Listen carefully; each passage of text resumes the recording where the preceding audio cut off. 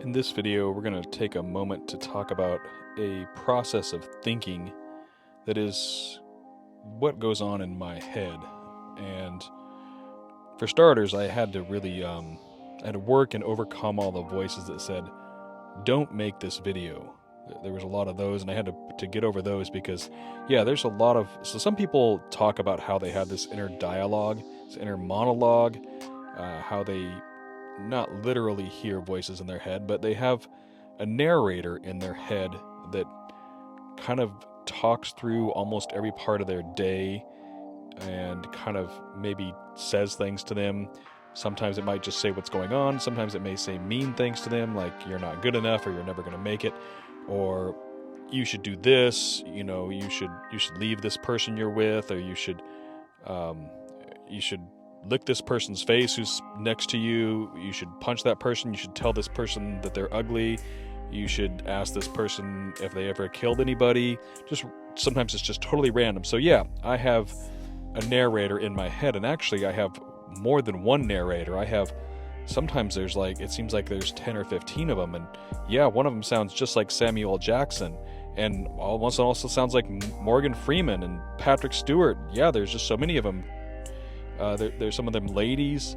I could just list many narrators that are in my head, and sometimes it's not just narrators. Sometimes I don't think just in words or voices. Sometimes I see pictures. Sometimes I see videos. Sometimes it's like real life. I feel the feelings. I smell the smells. I hear the sounds. My daydreams are just like my night dreams. And yes, sometimes they are daymares. Nightmares become daymares.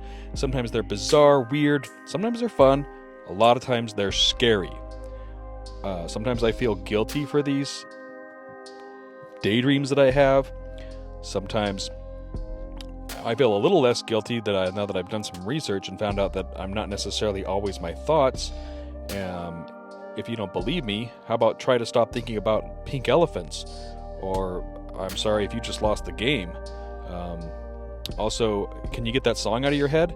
There's definitely some websites I'm going to put in the links in the description of this video that you can look up if you have a lot of what they call intrusive thoughts. Also, don't look at that train wreck. I know how many of you, if you walk across a tall bridge, or you stand at the edge of a cliff, do you sometimes just have the thought about wanting to jump, or maybe just chucking your phone over the edge? What would it be like?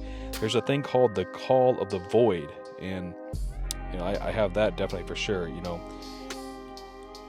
You can control your actions, at least that's what we're told, but sometimes there are arguments as to whether or not we have actual free will.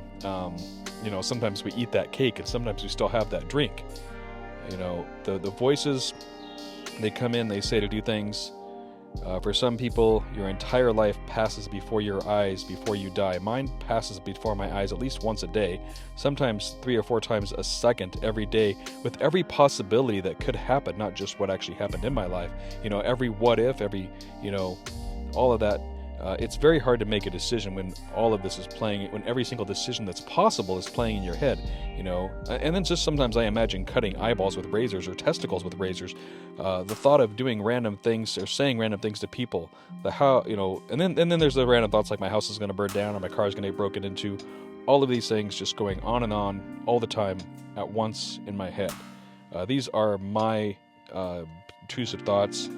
And I'm kind of curious what thoughts you have. Put it in the comments.